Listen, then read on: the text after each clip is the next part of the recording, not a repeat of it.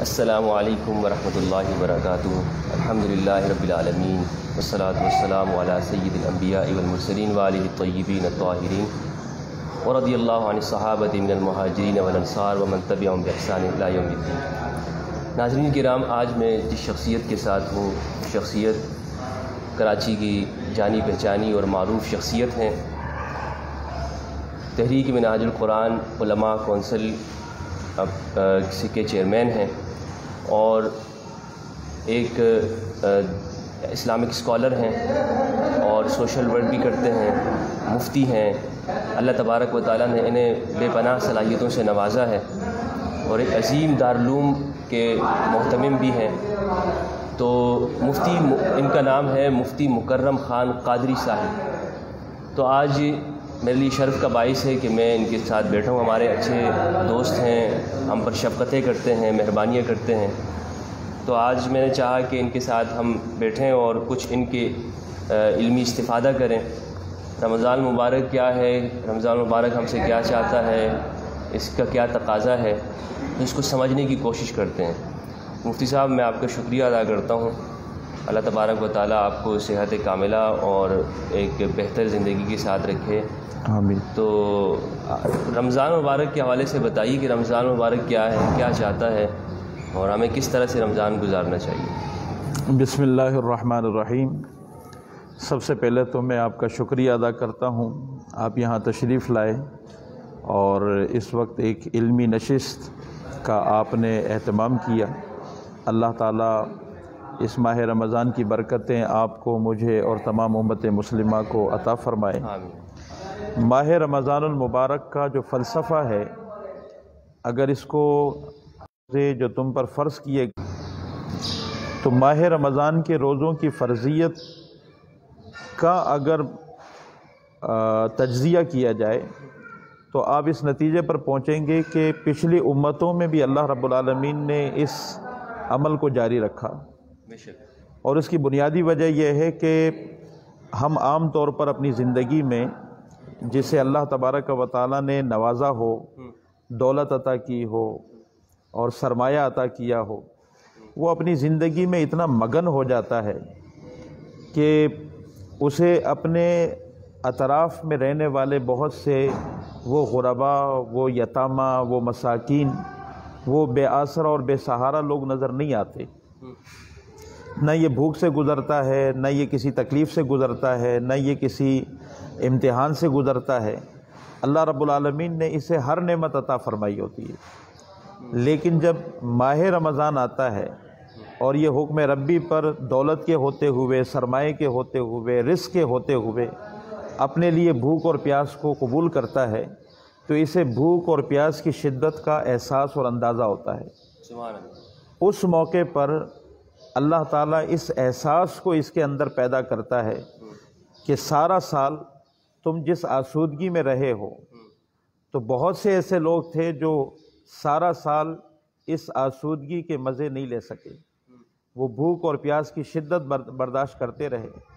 تو جب یہ احساس بھوک اور پیاس کی شدت کے باعث اس میں پیدا ہوتا ہے تو یہ ان لوگوں کے بارے میں متفکر ہوتا ہے، ان کے بارے میں غور اور فکر کرتا ہے، اور پھر نکل کر ان کی جھونپڑیوں میں، ان کے دیہاتوں میں، ان کے گھروں میں، جہاں وہ بیچارے بڑی مفلوق الحالی کی زندگی گزار رہے ہوتے ہیں، پہنچتے ہیں اور ان کی خدمت کرتے ہیں۔ اس طرح اللہ تبارک و تعالیٰ روزے کے ذریعے سے امراء کو غربا سے ملانا چاہتا ہے۔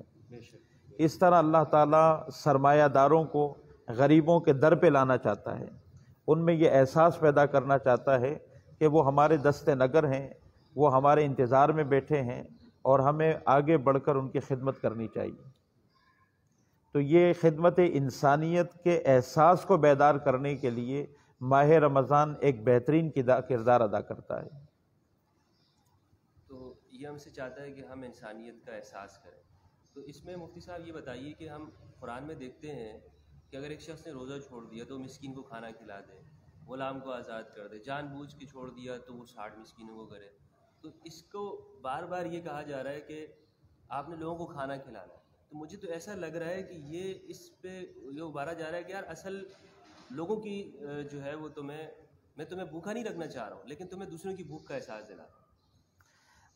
یہ جتنی بھی آپ نے حوالے دیے ہیں، روزہ اللہ کا فرض کیا ہوا ہے، اور جب کوئی بندہ اللہ کا گنہگار ہوتا ہے اور اللہ کے فرض میں کوتاہی کرتا ہے اور اللہ کے فرض کو ترک کر دیتا ہے، تو جب اللہ تعالیٰ اس کو سزا دیتا ہے تو اس سزا کی نوعیت کو آپ دیکھیں کہ اللہ تعالیٰ اس وقت اپنے بندوں کی بھوک مٹا کر اس کے گناہ کو معاف کر دیتا ہے۔ سبحان اللہ، یہی عجیب فلسفہ ہے۔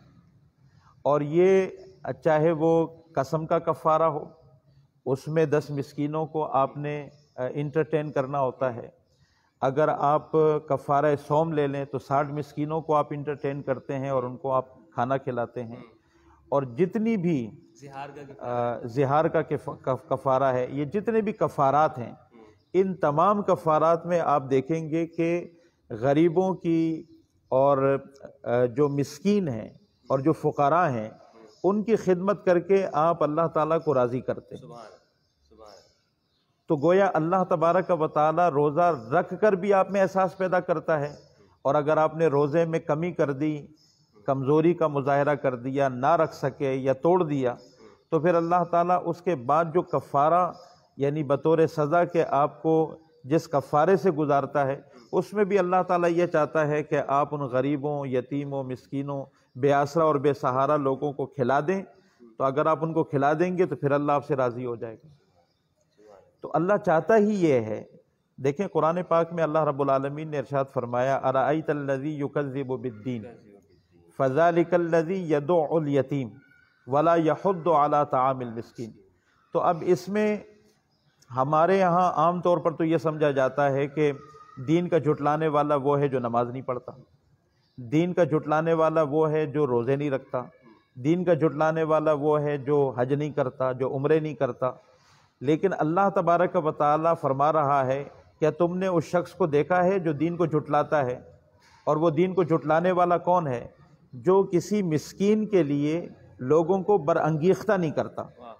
ایک تو یہ ہے کہ آپ خود لوگوں کی خدمت کریں، لوگوں کو انٹرٹین کریں، ان کے کام آئیں، ان کی بھوک اور پیاس اور ان کی افلاس میں ان کے معاون بنیں۔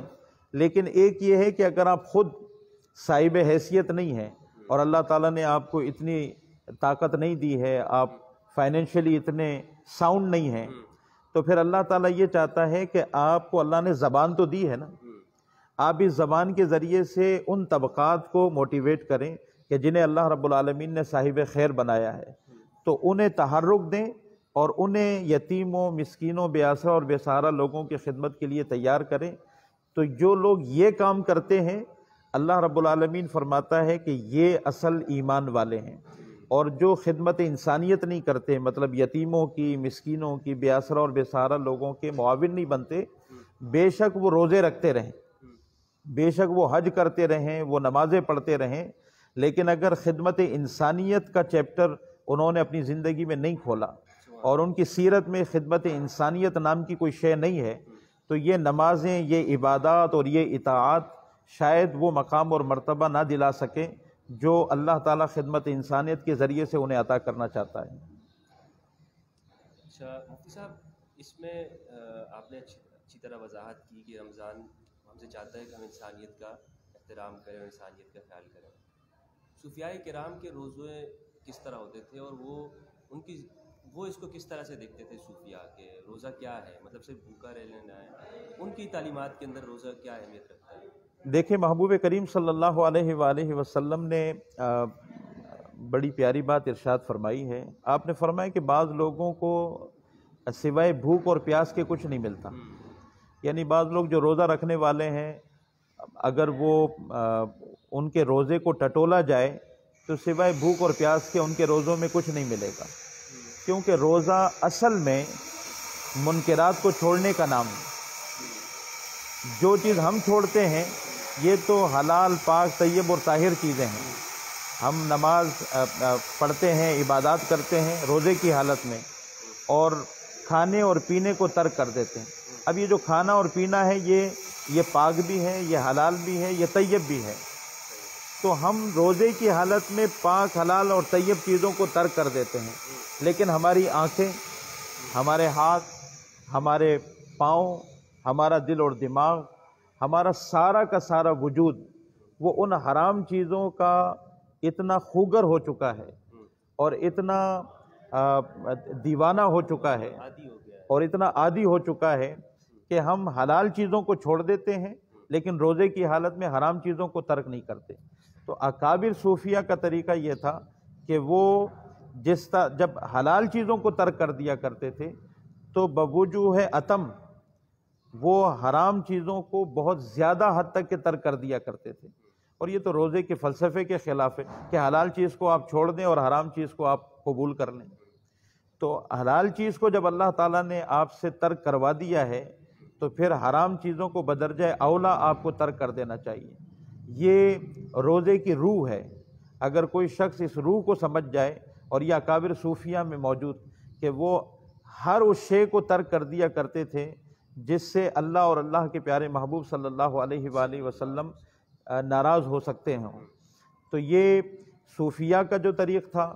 ہمارے یہاں سحری میں بڑا اہتمام ہوتا ہے، افطاری میں بڑا اہتمام ہوتا ہے، اور ایک دسترخوان پر الحمدللہ انواع و اقسام کی چیزیں جو ہے وہ ہم چن دیتے ہیں، اور بعض اوقات ہم ایک ایک لقمہ لیتے ہیں اور ہم فل ہو جاتے ہیں، ہم آسودہ ہو جاتے ہیں، ہمیں مزید کھانے کی حاجت نہیں رہتی۔ لیکن اکابر صوفیہ کا یہ طریق نہیں تھا، وہ افطار کے وقت بھی اتنا ہی کھانا قبول کرتے تھے جس سے ان کی کمر مضبوط ہو جائے اور رات کی عبادت میں ان کے لیے معاون بن جائے۔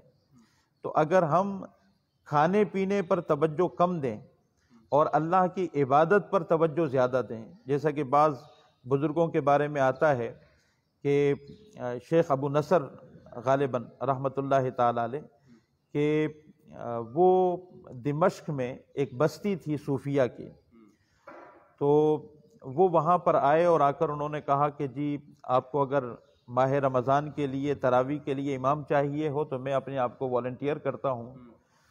تو صوفیہ کی جماعت نے ان کو قبول کر لیا، لیکن خود حضرت ابو نصر رضی اللہ تعالیٰ عنہ بہت بڑے ولی اللہ تھے، ان کو ایک حجرہ دے دیا گیا اور ایک خادم مقرر کیا گیا، وہ روزانہ ایک روٹی صبح سحری میں اور ایک روٹی افطار میں دیا کرتا تھا سالن کے ساتھ۔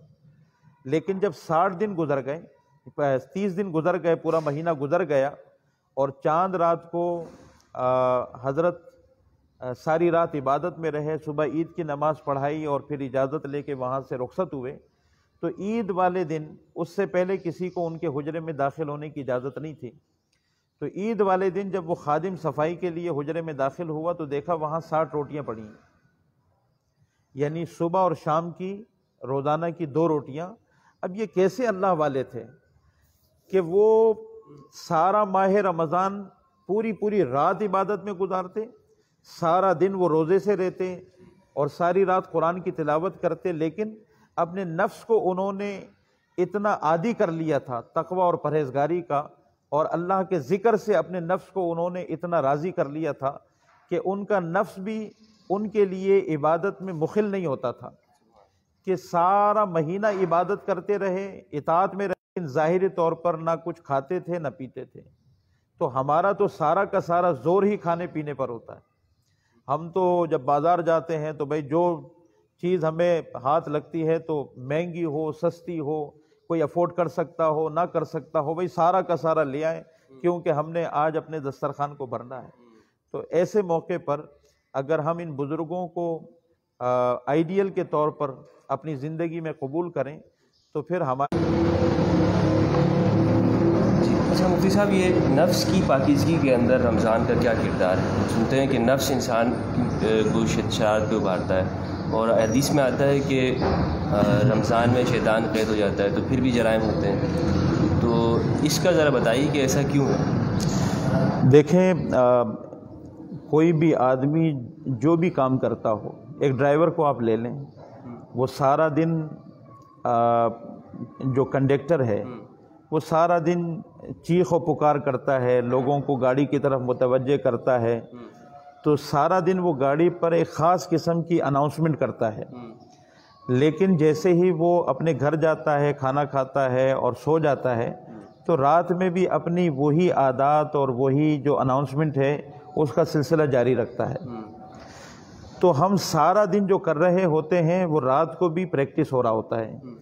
تو انسان 11 مہینے جو کچھ کر رہا ہوتا ہے وہ پھر ماہ رمضان میں بھی پریکٹس کر رہا ہوتا ہے. تو اگر 11 مہینے بھی ہم اسی طرح گزار لیں، جس میں احتیاط ہو، جس میں پاکیزگی ہو، جس میں طہارت ہو، جس میں احتیاط ہو، جس میں شریعت کی پاسداری ہو، جس میں نمازوں کی پابندی ہو، جس میں اللہ کا خوف غالب ہو، جس میں خدمت خلق غالب ہو، تو اگر 11 مہینے ہم اس تسلسل کے ساتھ گزاریں گے تو 12واں مہینہ بھی انشاءاللہ ہم اسی تسلسل میں گزاریں گے. سبحان اللہ، سبحان اللہ. کہ ہمارے جو اگر جرائم ہوتے ہیں تو نفس کی شرارت ہوتی ہے، شیطان تو باہر بند ہو گیا، تو ہمیں اس کو بھی سدھارنا ہے نا، ہماری اپنے اندر کے اوپر توجہ نہیں ہوتی. جی، بنیادی طور پر تو جو شیطان ہے، شیطان کا کام کسی کا ہاتھ پکڑنا نہیں ہے اور پکڑ کے کسی کو مجبور کرنا نہیں ہے.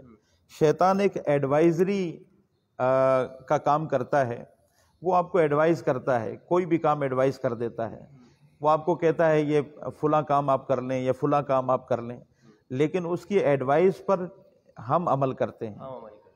ہم اس کی ایڈوائز لیتے ہیں اور اس کو پھر ہم فلفل کرتے ہیں. اگر ہم اس کی ایڈوائز لینا ترک کرتے ہیں، دنیا میں دیکھیں آپ کسی بھی فرد کے پاس جاتے ہیں، وہ آپ کو کوئی 3-4 طرح کے مشورے دیتا ہے، لیکن آپ سمجھتے ہیں کہ یہ والا مشورہ میرے حق میں بہتر ہے اور یہ والا میرے حق میں بہتر نہیں ہے، تو جو آپ کے حق میں بہتر نہیں ہوتا آپ اس کو چھوڑ دیتے ہیں. تو جس سے آپ نے مشورہ لیا ہے، جو آپ کا مشیر ہے، وہ آپ کو مجبور نہیں کرتا اور نہ آپ اس کے ہاتھوں بلیک میل ہوتے ہیں. وہ آپ کو مشورے دیتا ہے، آپ کو سمجھ میں آتی ہے آپ قبول کرتے ہیں، نہیں سمجھ میں آتی ہے آپ رد کر دیتے ہیں یا اگنور کر دیتے ہیں.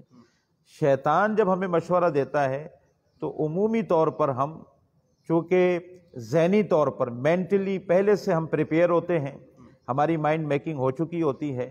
جب وہ ہمیں ایڈوائز کرتا ہے تو ہم اس کی جو اس کا مشورہ ہے اس کو فوری طور پر قبول کر لیتے ہیں. تو مشورہ قبول کرنے کا اختیار ہمارے پاس ہے، اور اس میں جو معاونت کا کردار ادا کرتا ہے وہ ہمارا نفس ہے، کیونکہ وہ برائی کی طرف زیادہ متوجہ ہوتا ہے، وہ برائی کی طرف زیادہ رغبت شو کرتا ہے. تو جب وہ کوئی برا مشورہ دیتا ہے تو یہ نفس فوراً اس کو قبول کر لیتا ہے. تو نفس کو قابو کرنے کا بہترین مہینہ یہ ماہ رمضان. بہت اچھی بات کہی قبلہ مفتی مکرم خان قادری صاحب نے کہ نفس کو قابو کرنا اور اس کی پاکیزگی حاصل کرنا، اس کے لیے یہ رمضان مبارک ایک اہم موقع ہے، اور ہمیں کوشش یہ کرنی چاہیے کہ اس رمضان میں انسانیت کی خدمت کریں، کیونکہ رمضان ہم سے یہی چاہتا ہے کہ آپ دکھی انسانیت کی بھلائی کریں. پروردگار ہم سے صرف بھوکا پیاسا رہنا نہیں چاہتا، بلکہ اگر کسی کو ہم دیکھیں کہ وہ بھوکا ہے، مشکل کے اندر ہے، تو ہم اس کی مشکل کو بھی حل کریں. اللہ تبارک و تعالی ہم سب کو رمضان مبارک کی اہمیت اور اس کے تقاضے سمجھنے کی توفیق عطا فرمائے. بہت بہت شکریہ قبلہ مفتی مکرم خان صاحب قادری صاحب. اللہ تبارک و تعالی آپ کو عمر دراز نصیب فرمائے اور آپ کی کاوشوں اور محنتوں کو قبول فرمائے. آمین. کہ آپ نے آج ہمیں وقت دیا. جزاک اللہ خیر. السلام علیکم ورحمۃ اللہ. جزاک اللہ.